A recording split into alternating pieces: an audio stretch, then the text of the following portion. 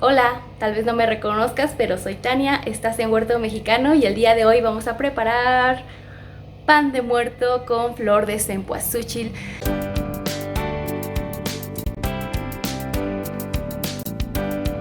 El día de hoy vamos a preparar un pan muy típico de México, o al menos del centro de la República, pero le vamos a agregar un toque especial.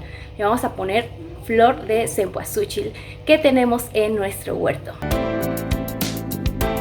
Los ingredientes que vamos a ocupar para nuestra receta son 500 gramos de harina de trigo o 4 tazas, 3/4 de taza de leche, 3 huevos, más 3 yemas, 150 gramos de mantequilla, 2 flores de cempasúchil, una cucharadita de sal, 3/4 de azúcar, la ralladura de 2 naranjas y un sobrecito de levadura de 11 gramos. Esta receta lleva agua de azahar o esencia de azahar. Cuando no encontramos este ingrediente lo podemos sustituir ya sea por las flores frescas y realizar un té, o comprar un té de flor de azahar y realizarlo. En mi caso, como no tengo ninguno de estos elementos, voy a sustituirlo con hojas del mismo naranjo. Vamos a ocupar 2 flores de nuestra planta.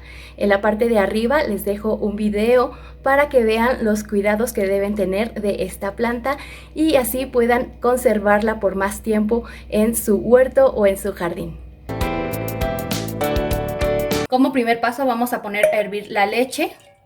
Una vez que ya está caliente nuestra leche, le vamos a agregar las hojas del naranjo. Y además vamos a adicionar las flores del cempasúchil que ya previamente están limpias. Vamos a dejar que hierva un poco y transcurridos unos minutos apagamos y dejamos reposar para que enfríe un poco. Una vez que nuestra mezcla se ha enfriado, vamos a colar.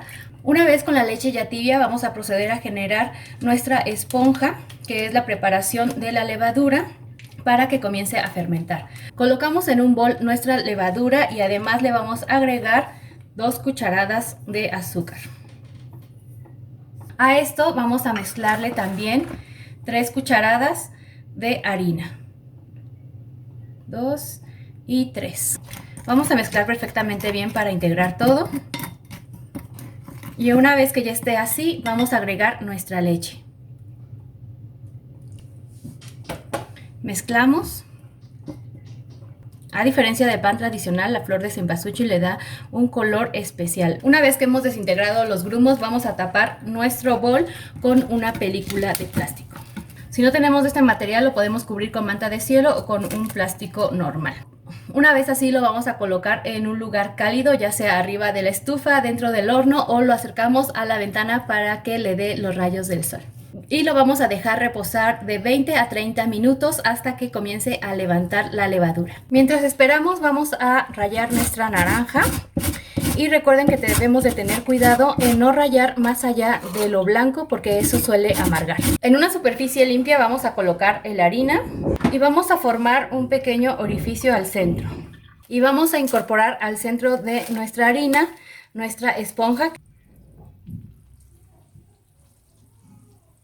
Vamos a poner también nuestras yemas de huevo y vamos a comenzar a integrarlas. Vamos a hacer como ligeros pellizquitos a la vez que vamos jalando un poco de la harina que está alrededor. Agregamos también uno a uno los huevos. En este punto podemos agregar el azúcar. Vamos a colocar alrededor. Y también vamos a agregar la cucharadita de sal. Una vez que ya tenemos nuestra masa de esta manera, vamos a ir agregando poco a poco la mantequilla. Aquí he trozado ya la mantequilla en pequeños pedacitos y vamos a incorporarla. En este punto también incorporamos la ralladura de la naranja. Y para darle un toque especial a nuestro pan, podemos agregar un poco de pétalos de nuestra infusión. El proceso de amasado de este pan es alrededor de media hora hasta que comencemos a ver que ya no se nos pega en las manos. Podemos llegar a desesperarnos al ver que la textura de nuestra masa no cambia y sigue un tanto chiclosa, pero no hay que hacerlo y sobre todo no hay que agregar más harina. Vamos a tener que masajear nuestra masa por media hora y verán que va a comenzar a cambiar su consistencia. Si Si tras media hora de amasado la masa todavía continúa pegándose a tus manos, entonces puedes agregar un poco de harina. Solo recuerda que entre más harina agregues, más duro será el pan. Vamos a continuar amasando y golpeando un poco sobre la superficie. Nos vamos acercando a la consistencia ideal de nuestra masa conforme vemos que ya no se nos pega en las manos y también conforme vemos que ya no se desprende tan fácilmente. Por ejemplo, podemos estirar y aquí se sigue rompiendo todavía y se desprende. Así que continuamos amasando. Este proceso nos puede llevar alrededor de 45 minutos. Si tienes una batidora de pie, te recomiendo que lo hagas en ella y así evitarás amasar durante más de media hora. Para saber que nuestra masa ya está lista, vamos a estirar un poco de la masa y vamos a formar una especie de ventana y debe de verse un tanto translúcido a través de esta pequeña capa y así sabemos que ya está lista nuestra masa. Una vez que ya tenemos lista nuestra masa, la vamos a colocar en un recipiente engrasado. Vamos a cubrir con un papel film y lo vamos a dejar reposar por al menos una hora. El tiempo de reposo va a depender del ambiente en el que te encuentres.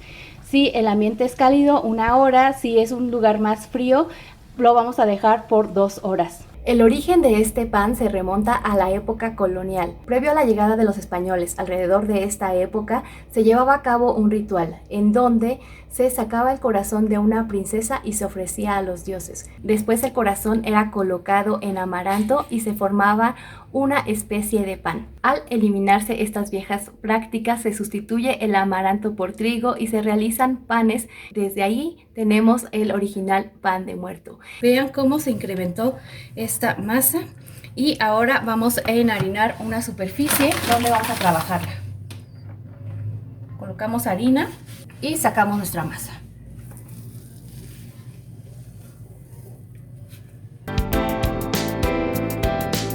Lo que sigue ahora es dividir la masa para formar los panes y lo vamos a hacer en 7 pedazos. De esta cantidad de masa nos deben de salir 6 panes, pero depende del tamaño. Vamos a reservar una parte de esta masa con la que vamos a formar posteriormente los huesitos o el decorado que va en la parte de arriba. Ahora vamos a formar nuestros panes y la manera de hacerlo es irle dando forma redondita. Vamos a ir pellizcando un poquito hacia adentro, levantamos, dejamos caer y vamos incorporando la parte de arriba hacia abajo. Una vez que hemos formado nuestros panes, los vamos a pasar a una charola que ha sido previamente engrasada y enharinada o simplemente que se le ha puesto un poco de papel de hornear. Con el resto de la masa que reservamos vamos a agregar un poco más de harina porque esta va a ser utilizada para la parte de arriba y esta tiende a ser un poco más dura. Una vez que hemos mezclado bien la harina a nuestra masa, vamos a proceder a dividirlo nuevamente en 6 partes. Y cada una de estas partes las vamos a dividir en 3. Dejamos una más pequeña y las otras 2. Con la más pequeña vamos a formar una bolita y las otras 2 vamos a formar un cilindro.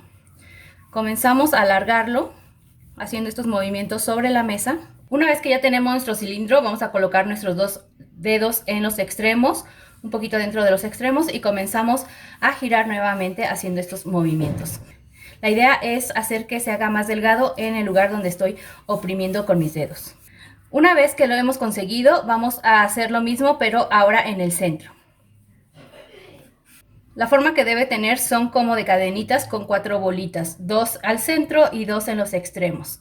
Y esto lo vamos a reservar y vamos a hacer otro.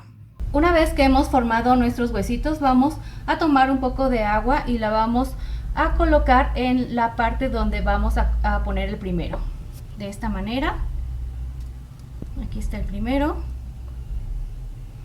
Después tomamos un poco más de agua y la ponemos en el sentido contrario. La idea es formar una cruz. Recuerden que estos representan los huesitos del muerto. Y finalmente vamos a colocar en el centro, también colocamos un poco más de agua. Y vamos a colocar la bolita que representa el cráneo. Una vez que hayamos terminado de realizar este procedimiento con todos nuestros panes, los vamos a dejar fermentar hasta que doblen su tamaño.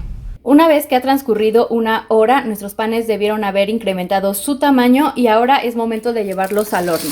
Los vamos a dejar en el horno de 20 a 25 minutos y apagamos. Nuestro horno debe estar precalentado a 180 grados centígrados y los vamos a dejar a esta temperatura alrededor de 20 a 25 minutos. Vamos a sacar nuestros panes del horno y los vamos a dejar enfriar. Una vez que nuestros panes ya están fríos, vamos a derretir mantequilla y con una brochita vamos a pincelar.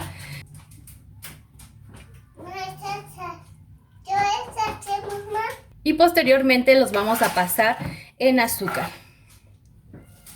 Vamos a espolvorear azúcar por arriba de nuestro pan. Quitamos el exceso y así queda nuestro pan de muerto. Este pan no solo simboliza a un muerto, sino que también representa los 4 rumbos en la cosmovisión mexica. Y les voy a mostrar cómo queda en el interior.